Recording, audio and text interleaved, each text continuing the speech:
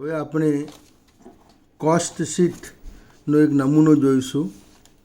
Late us see proforma of a cost sheet. Cost sheet કેવી રીતે બનાવવામાં આવે છે, કેવી રીતે પ્રિપેર કરવામાં આવે છે, એનો એક નમૂનો આપણે જોઈએ. ઇન ફર્સ્ટ પાર્ટ્સ, પ્રથમ ભાગમાં જે ડાયરેક્ટ મટીરિયલ છે, પ્રત્યક્ષ માલ સામાન છે, એ પ્રત્યક્ષ માલ સામાન એન્ડ ડાયરેક્ટ લેબર, પ્રત્યક્ષ મજૂરીનો સમાવેશ કરવામાં આવે છે, જેને આપણે પ્રાથમિક ખર્ચ તરીકે ઓળખીશું. Is known as a prime cost. વસ્તુનું ઉત્પાદન કરવા માટે જે માલસામાન વપરાય છે, એ માલસામાન કેટલો વપરાયો એ નક્કી કરવા માટે મટીરિયલ કન્ઝ્યુમ, વપરાયેલ માલસામાન, એમાં જે ઓપનિંગ સ્ટોક પડી રહેલો છે, opening stock of raw material, કાચા માલનો શરૂનો સ્ટોક, તો એ શરૂનો સ્ટોક એની અંદર ડ્યુરિંગ ધ યર, વર્ષ દરમિયાન તમે જે કાચા માલની ખરીદી કરી હોય, purchase of raw materials, a to be added, એની અંદર ઉમેરવામાં આવે છે. એમાંથી જેટલો કાચો માલ તમે પરત કર્યો હોય, વર્ષ દરમિયાન જે ખરીદી છે, તમને અનુકૂળ ન હોય એ માલસામાન તમે પરત કરો છો, less returns of raw materials, પરત કરેલો કાચો માલ બાદ કરવામાં આવે છે. માલસામાન જ્યારે ખરીદવામાં આવે છે, વેન પરચેઝિંગ રો મટીરિયલ, ત્યારે કેટલાક બીજા ખર્ચા પણ થાય છે, એ એની અંદર ઉમેરવામાં આવે છે. To be added, add purchasing expenses, ખરીદીને લગતા જે ખર્ચા છે એની અંદર ઉમેરવામાં આવે છે. કારણ કે એ તમે જે માલ સામાન ખરીદો છો એની પડતરમાં એ વધારો કરે છે, એની કોસ્ટ વધે છે. કેરીજ ઇનવર્ડ, આવક માલ ગાળા ભાડું. અહીંયા જાવક માલ ગાળા ભાડું નથી લેવાનું, આવક માલ ગાળા ભાડું. ઓક્ટ્રોય એન્ડ કસ્ટમ, માલ લાવવા માટે જે ઓક્ટ્રોય ભરવી પડે છે, કસ્ટમ ડ્યુટી ભરવી પડે છે તે. રેલવે ફ્રેટ, રેલવેનું જે ભાડું છે તે. આ બધી જ વિગતો ખરીદીનો ખર્ચ છે, ઇઝ પરચેજ એક્સપેન્સીસ, અને એની અંદર ઉમેરવામાં આવે છે. Less closing stock of raw materials, વર્ષ દરમિયાન જે કાચો માલ વપરાયો નથી એમાંથી બાદ કરવામાં આવે છે. Less cost of scrap material sold, કેટલીક વખત જે માલ ખરીદ્યો છે એમાં કેટલોક માલ કચરા તરીકે પડી રહ્યો હોય છે, ભંગાર તરીકે, એને વેચવામાં આવે છે. તો એ વેચવાથી માલસામાનની જે પડતર છે એ રિડ્યુસ થાય છે. મટીરિયલ કોસ્ટ ઇઝ રિડ્યુસ, એટલે એટલી રકમ બાદ કરવામાં આવે છે. આપણને હવે કોસ્ટ ઓફ મટીરિયલ કન્ઝ્યુમ, જે માલ વપરાયો છે ખરેખર ઉત્પાદનમાં, એ ઉત્પાદનમાં જે માલ આપેલો છે એની ખરેખર પડતર તમને મળશે. હવે આ માલ સામાન જે મોકલ્યો છે એની ઉપર મજૂરી વર્ક થતું હોય છે, જે પ્રત્યક્ષ મજૂરો એની સાથે સંકળાયેલા છે, કનેક્ટેડ ડાયરેક્ટ, એવી મજૂરી જે છે એ આની અંદર ઉમેરવામાં આવે છે. દાખલા તરીકે કાપડના વણાટમાં પાવરલૂમ ઉપર કામ કરતા જે મજૂરો છે એ પ્રત્યક્ષ મજૂરી છે, એ જે ડાયરેક્ટ વેજીસ, આ મજૂરી આમાં ઉમેરવામાં આવે છે. પ્લસ પ્રત્યક્ષ મજૂરી, ડાયરેક્ટ વેજીસ. આ ઉપરાંત અન્ય પ્રત્યક્ષ ખર્ચાઓ પ્લસ અધર ડાયરેક્ટ એક્સપેન્સીસ આની અંદર ઉમેરવામાં આવે છે. આ વિગતોની અંદર add opening stock of work in progress, જે અર્ધ તૈયાર માલ છે એનો શરૂનો સ્ટોક અહીંયા તમારે ઉમેરવાનો છે. Less closing stock of work in progress, આખરનો જે તૈયાર માલ છે એ આખરનો તૈયાર માલ તમારે બાદ કરવાનો રહેશે. પ્રાઇમ કોસ્ટ,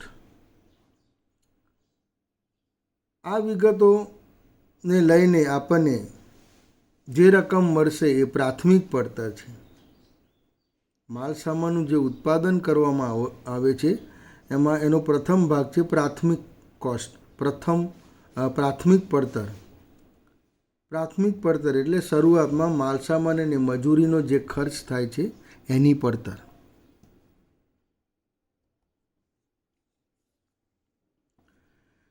ત્યાર પછી એન્ડ ધેન ફેક્ટરી વર્ક કરવામાં આવે છે કારખાનાની અંદર. તો કારખાનાની 4 દિવાલોની વચ્ચે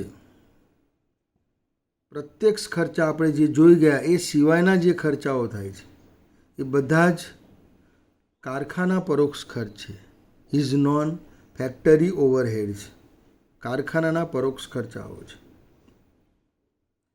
ફેક્ટરી ઓવરહેડ્સ એની અંદર જે ખર્ચનો સમાવેશ કરવામાં આવે છે તે આ પ્રમાણે છે. ઇનડાયરેક્ટ મટીરિયલ્સ, પરોક્ષ માલ સામાન, for example oil, grease, cotton waste etc, એ પરોક્ષ માલ સામાનનો સમાવેશ આની અંદર કરવામાં આવે છે. ઇનડાયરેક્ટ વેજીસ, પરોક્ષ મજૂરી, salary of manager, gatekeeper etc, supervisor salary etc. પરોક્ષ મજૂરીની અંદર જે પ્રત્યક્ષ મજૂરી સિવાયની મજૂરી છે એનો સમાવેશ આની અંદર કરવામાં આવે છે. કારખાનાના મેનેજરનો પગાર, સુપરવાઇઝરના પગાર, ગેટકીપરને જે રકમ ચૂકવાય છે તે, એ બધી જ બાબતો આની અંદર સમાવવામાં આવે છે. પાવર ઓર ફ્યુલ, પાવર અથવા તો બળતણનો જે ખર્ચ થાય છે તે. Repairs and renewal of plant and machinery, plant અને મશીનરીનું નવીનીકરણ કરવાનો અથવા તો એને રિપેરિંગ કરવાનો જે ખર્ચ થાય છે એને પણ કારખાનાની અંદર સમાવવામાં આવે છે. Depreciation of plant and machinery, કારખાનામાં જે મશીનરી વપરાય છે એ મશીનરી ઉપરનો ઘસારો આની અંદર સમાવવામાં આવે છે. Factory expenses such as factory rent, rates, lighting etc, કારખાનાના ખર્ચની અંદર કારખાનાના મકાનનું ભાડું, એના વેરા, એનું વીજળી ખર્ચ, આ બધાનો સમાવેશ કરવામાં આવે છે. આ જે ટોટલ ફેક્ટરી એક્સપેન્સીસ છે એને to be added to the prime cost, પ્રાથમિક ખર્ચની અંદર એને ઉમેરવામાં આવે છે જેથી કરીને આપણને કારખાના પડતર મળશે. We gate factory cost. ત્યાર પછીનો જે તબક્કો છે તે ઓફિસ ઓર એડમિનિસ્ટ્રેશન ઓવરહેડ્સ, ઓફિસ કે વહીવટને લગતા ખર્ચા. કારખાનાની 4 દિવાલોની બહાર જે સંચાલન કે વહીવટને લગતા ખર્ચા થાય છે એની ઓફિસ ખર્ચ તરીકે ઓળખવામાં આવે છે, જે ઉત્પાદન સાથે સીધી રીતે સંકળાયેલા નથી. It is not connected with production, પરંતુ આ ખર્ચાઓ વહીવટ સાથે સંકળાયેલા છે. એની અંદર ઓફિસ રેન્ટ, ઓફિસ ભાડું, રેટ્સ, વેરા, ઇન્સ્યોરન્સ, વીમો, હીટિંગ, લાઇટિંગ ઇટીસી, આ ખર્ચનો સમાવેશ એની અંદર કરવામાં આવે છે. Salary of clerical and administrative staff, ક્લાર્કોનો પગાર અને વહીવટી સ્ટાફનો પગાર આની અંદર સમાવવામાં આવે છે. પ્રિન્ટિંગ એન્ડ સ્ટેશનરી, છપામણી અને સ્ટેશનરીના ખર્ચા. પોસ્ટેજ એન્ડ ટેલિગ્રામ, પોસ્ટ અને ટેલિગ્રામ સંબંધિત expenses related postage and telegram expenses depreciation of office building and furniture. ઓફિસનું જે મકાન છે એનો ઘસારો, એની અંદર જે ફર્નિચર છે એ ફર્નિચરનો ઘસારો, એનો સમાવેશ આની અંદર કરવામાં આવે છે. ઓફિસ ઓર પ્રોડક્શન કોસ્ટ. હવે આ વહીવટી ખર્ચા ફેક્ટરી પડતરમાં ઉમેરીશું એટલે આપણને ઓફિસ પડતર મળશે. એને ઉત્પાદન પડતર તરીકે પણ ઓળખવામાં આવે છે. આ પડતર મળ્યા પછી add opening stock of finish goods. તૈયાર માલનો જે શરૂનો સ્ટોક છે એ આની અંદર ઉમેરવામાં આવે છે. Less closing stock of finish goods. તૈયાર માલનો જે આખરનો સ્ટોક છે એ આમાંથી બાદ કરવામાં આવે છે, જેથી કરીને આપણને જે માલ તમે વેચેલો છે એ વેચેલા માલની ઉત્પાદન પડતર મળશે. We get production cost of sold goods. વેચેલા માલની ઉત્પાદન પડતર મળશે. જે માલ વેચેલો છે એ માલ વેચવા માટે તમે કેટલાક ખર્ચા કરો છો, એ માલને ગ્રાહક સુધી પહોંચાડવા માટે તમે કેટલાક ખર્ચા કરો છો, એને આપણે વેચાણ વિતરણ ખર્ચ તરીકે ઓળખીએ છીએ.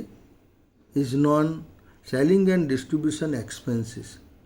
આ ખર્ચ આની અંદર ઉમેરવામાં આવે છે.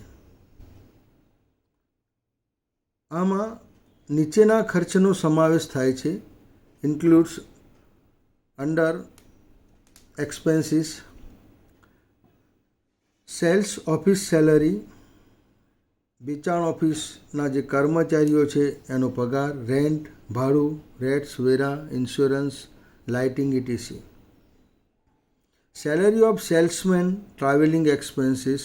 સેલ્સમેનના પગારો, એમના મુસાફરી ભથ્થા. Commission on sales, discount allowed. Commission જે વેચાણ ઉપર આપવામાં આવે છે તે, વેચાણ ઉપર જે ડિસ્કાઉન્ટ આપવામાં આવે છે તે ખર્ચા. Advertisement expenses. જાહેરાતને લગતા ખર્ચા. Warehouse rent, rates, insurance, lighting etc. ગોડાઉનનું ભાડું, વેરા, વીમો વગેરે ખર્ચા. એનું વીજળી બિલ વગેરેને લગતા ખર્ચા.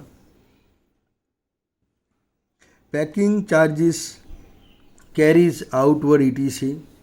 પેકિંગને લગતા ખર્ચા, જાવક માલ, ગાળા ભાડું વગેરે. આ ખર્ચા ઉમેરવાથી આપણને વેચાણ પડતર મળશે. We get cost of sales. જે વસ્તુ તૈયાર થઈ છે, ગ્રાહક સુધી જાય છે, ત્યાં સુધીનો તમામ ખર્ચ આ પડતરમાં થાય છે. અને કંપનીએ જે નફો નક્કી કર્યો હોય, પ્રોફિટ, એ પ્રોફિટ આની અંદર ઉમેરવામાં આવે છે. To be added profit to the cost of sales. Net profit or loss. નુકસાન હોય તો બાદ થાય, જેથી કરીને આપણને વેચાણ કિંમત મળશે, વેચેલા માલની પડતર મળશે. Sales of finish goods. તૈયાર માલનું જે વેચાણ કર્યું છે એ વેચાણ આપણને મળશે. અને આ રીતે ધંધાની અંદર વેચાણ કિંમત કેવી રીતે નક્કી થાય છે એ આ પત્રક દ્વારા આપણે જાણ્યું. ત્યારબાદ અર્ધ તૈયાર માલ શું છે, વર્ક ઇન પ્રોગ્રેસ, અને એનું મૂલ્યાંકન કેવી રીતે કરવામાં આવે છે તે જોઈએ. વર્ક ઇન પ્રોગ્રેસ, અર્ધ તૈયાર માલ. અર્ધ તૈયાર માલ એટલે જેની ઉપર કેટલીક પ્રક્રિયા થઈ છે, કેટલીક પ્રક્રિયા બાકી છે, એ પ્રકારનો જે માલ છે તે.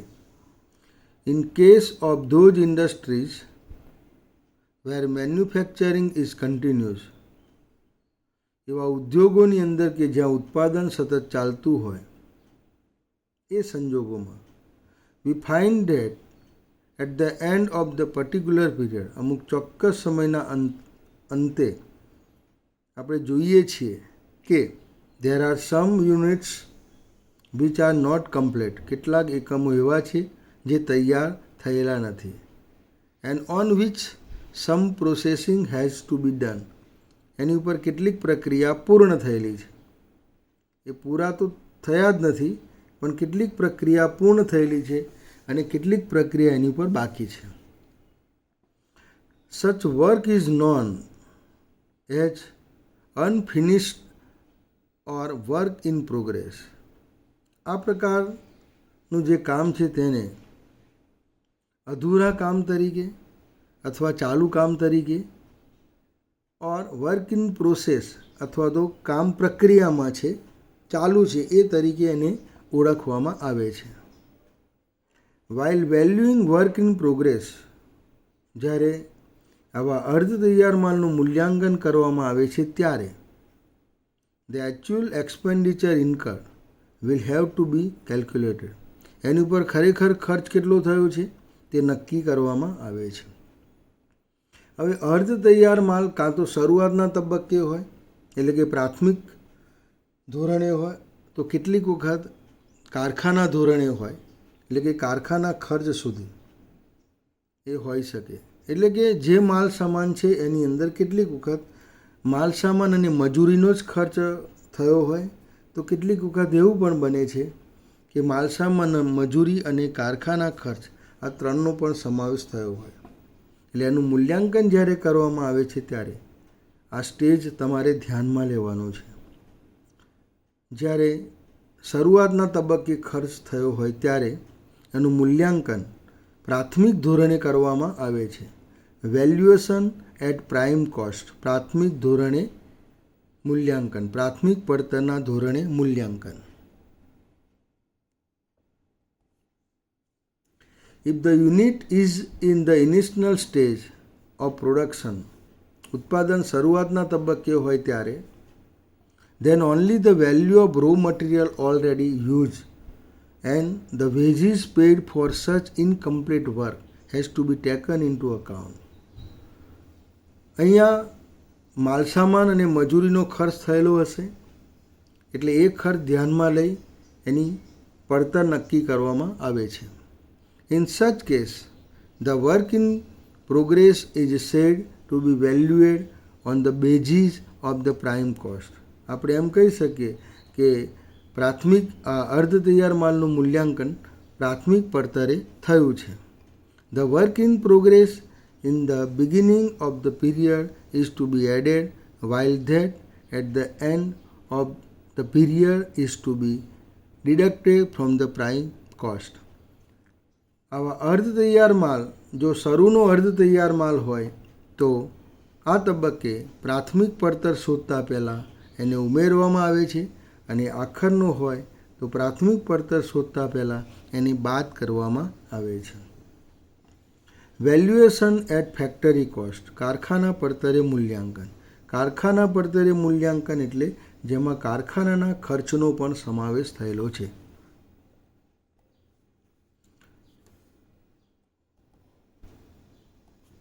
But if fairly good portion of the work is done or it is nearly completion, then while valuing work in progress, the value of material used and the amount of wages paid along with proper share of factory overheads has to be taken into account. જ્યારે મોટાભાગનું કામ પૂર્ણ થયું હોય ત્યારે એમાં માલ સામાન અને મજૂરીનો ખર્ચ તો થયેલો જ છે, પણ કારખાનાનો ખર્ચ કેટલો એની અંદર સમાયેલો છે, પ્રમાણસર ભાગ એમાં થયેલો છે. એટલે આ કામ લગભગ પૂર્ણતાની નજીક છે ત્યારે આખર સ્ટોકનું જે મૂલ્યાંકન છે, આવા અર્ધ તૈયાર માલનું મૂલ્યાંકન છે એ કારખાના પડતરે કરવામાં આવે છે. In such a case the work in progress is said to be valued on the basis of factory cost. આ સંજોગોમાં કારખાના પડતરને આધારે એનું મૂલ્યાંકન થયું છે તેમ કહેવાશે. The work in progress in the beginning of the period is to be added while that at the end of the period is to be deducted from the manufacturing cost. જ્યારે આ તબક્કે અર્ધ તૈયાર માલ હોય ત્યારે કારખાના પડતર શોધતા પહેલાં શરૂનો અર્ધ તૈયાર માલ ઉમેરવામાં આવે છે અને આખરનો અર્ધ તૈયાર માલ બાદ કરવામાં આવે છે અને ત્યારબાદ જ કારખાના પડતર શોધવામાં આવે છે.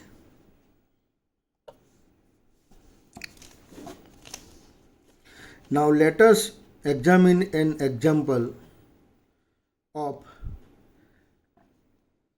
unit cost. હવે આપણે એકમ પડતરનું એક ઉદાહરણ જોઈએ, તપાસીએ.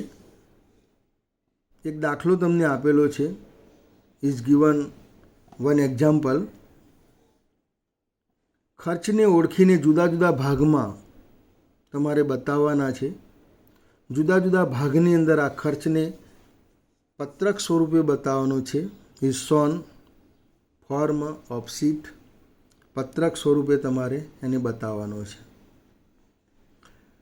ખર્ચને હું બધા જ સમજાવી દઈશ, કયો ખર્ચ ક્યાં આવે, એટલે સીધો પત્રકમાં તમારે જોઈ લેવાનું રહેશે.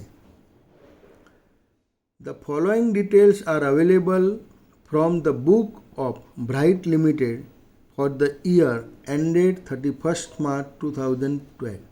31મી માર્ચ 2012ના રોજ પૂરા થતા વર્ષ માટે બ્રાઇટ લિમિટેડના ચોપડામાંથી નીચેની વિગતો પ્રાપ્ત થયેલી છે.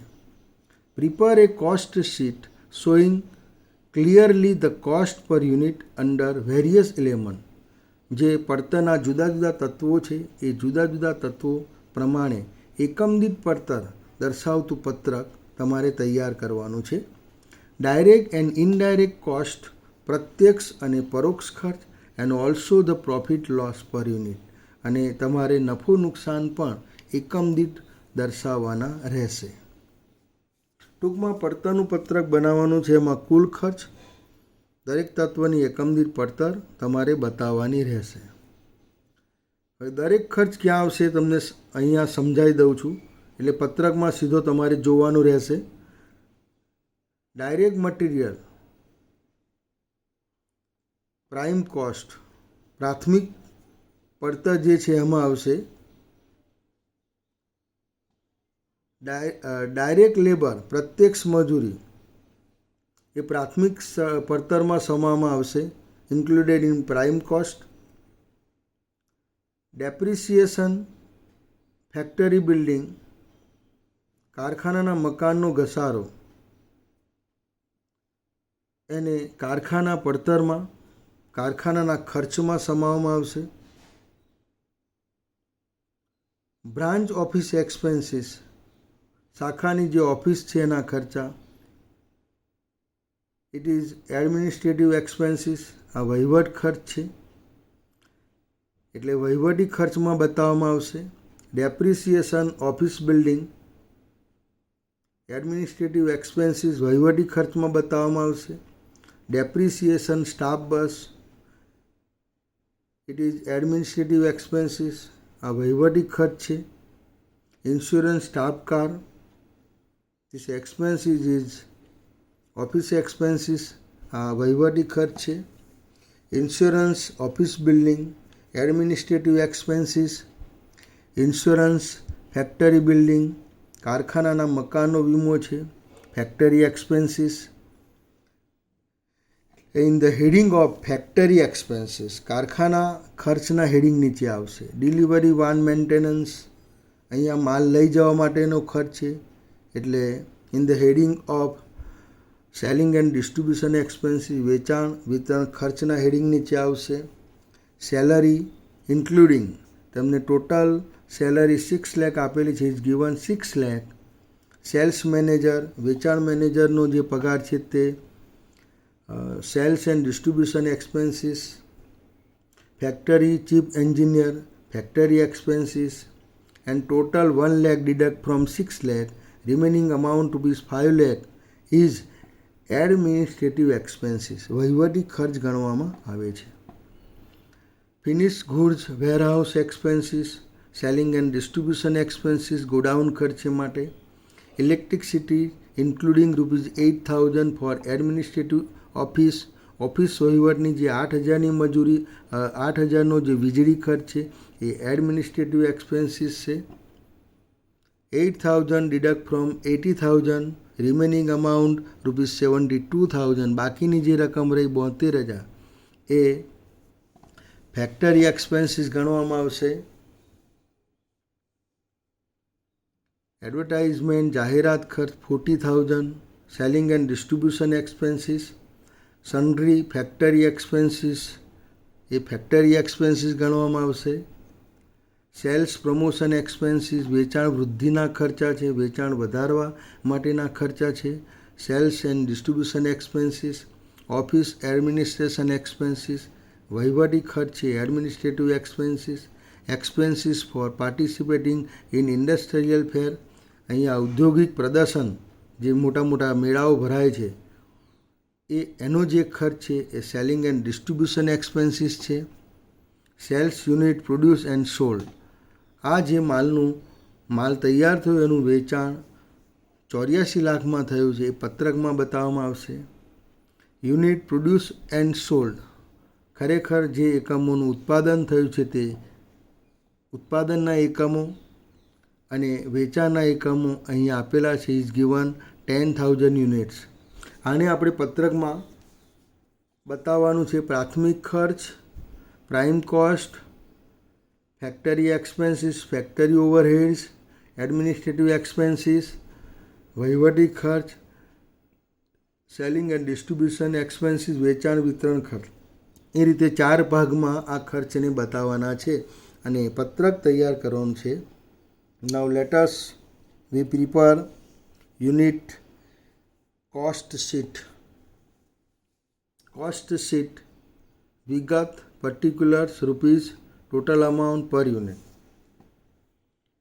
Direct materials and direct labor, પ્રત્યક્ષ માલ સામાન અને પ્રત્યક્ષ મજૂરી. It is a part of prime cost, પ્રાથમિક પડતરનો ભાગ છે. Total 58 lakh rupees divided by 10,000 units. Per unit prime cost, એકમ દીઠ પ્રાથમિક ખર્ચ 580 રૂપિયા આવશે. ફેક્ટરી ઓવરહેડ્સ, કારખાનાના જે પરોક્ષ ખર્ચાઓ છે તે, એમાં મેં તમને બધા જ કહી દીધા. ડેપ્રિસિએશન બિલ્ડિંગનો ઘસારો 30,000. ઇન્સ્યોરન્સ બિલ્ડિંગ, મકાનનો વીમો 3,000 3,000. સેલરી ટુ ચીફ એન્જિનિયરનો પગાર 50,000 50,000.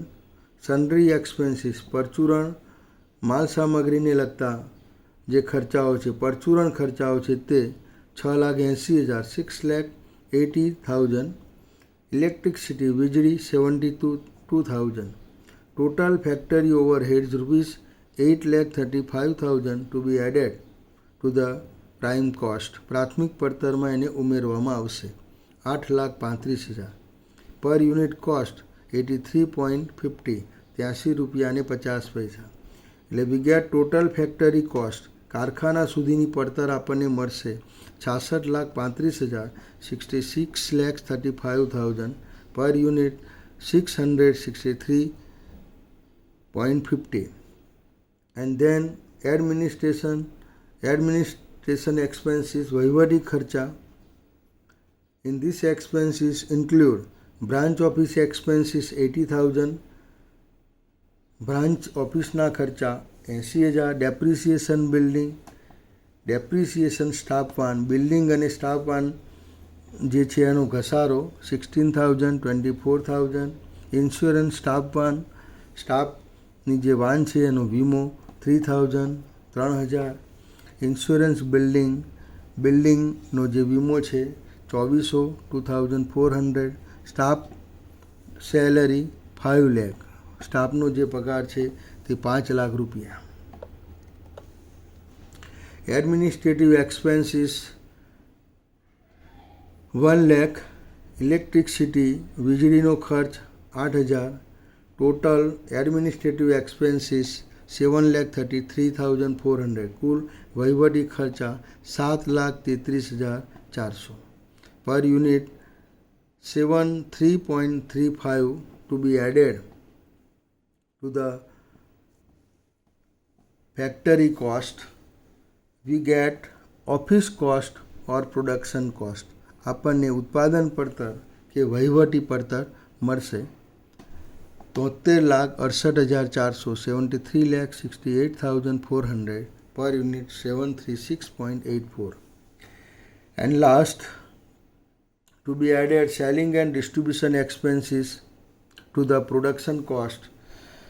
ઉત્પાદન પડતરમાં વેચાણ વિતરણ ખર્ચા ઉમેરવામાં આવશે. Delivery van maintenance expenses, delivery વાનનો મરામત ખર્ચ 20,000. સેલરી મેનેજરનો પગાર 50,000 50,000. જાહેરાતના ખર્ચા એડવર્ટાઇઝમેન્ટ 40,000. વેરહાઉસ એક્સપેન્સીસ, ગોડાઉનના ખર્ચા 40,000 40,000. સેલ્સ પ્રમોશન એક્સપેન્સીસ, વેચાણ વૃદ્ધિ માટેના ખર્ચા 10,000. ડિસ્પ્લે એક્સપેન્સીસ, ઇન્ડસ્ટ્રીયલ ફેર એક્સપેન્સીસ. ડિસ્પ્લે એટલે વસ્તુનું જે પ્રદર્શન કરીએ છીએ એ બતાવવા માટેના જે ઔદ્યોગિક મેળા ભરાય છે એનો ખર્ચ 20,000. And total selling and distribution expenses 1,80,000. 1,80,000 divided by 10,000 units, 10,000 એકમો વડે ભાગીશું 80.00. એટલે ટોટલ વેચાણ પડતર, જે માલ વેચ્યો છે એની પાછળ થયેલો ટોટલ ખર્ચ cells cost 75,48,400 75,48,400 rupees and per unit 754.84 rupees. In this amount to be added profit 8,51,600 per unit 85.16. Sales total તમને આપેલું છે. Sales is given 84,84 lakh. એટલે both difference sales and sales cost we get profit per unit 85.16. 840 રૂપિયા વેચાણ કિંમત છે એકમ દીઠ અને એની પડતર છે એક એકમની 754.84 રૂપિયા. બંને વચ્ચેનો તફાવત, એક એકમ તમે વેચો ત્યારે નફો જે થાય છે તે 85.16 નફો થાય છે. આ રીતે તમારે પત્રક તૈયાર કરવાનું રહેશે. હવે પછી નેક્સ્ટ તમને લિંક મોકલીશ, એની અંદર આપણે જોઈશું.